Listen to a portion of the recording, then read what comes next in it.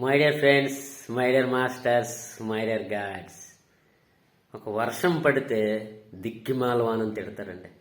ఒక ఎండగా నెర్రగా ఎక్కిపోయి చెమటలు కారిస్తే దిక్కుమాలండి అని తిడతారండి. ఒక తుఫాను వచ్చి ఏమమ్మ తినేస్తుందని ప్రకృతిని తిడతాను.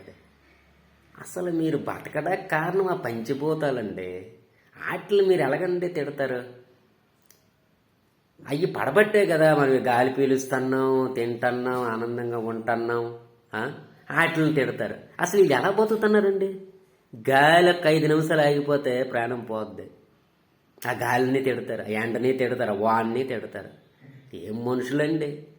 పంచిపోతాలని ఎప్పుడు తిట్టకండి.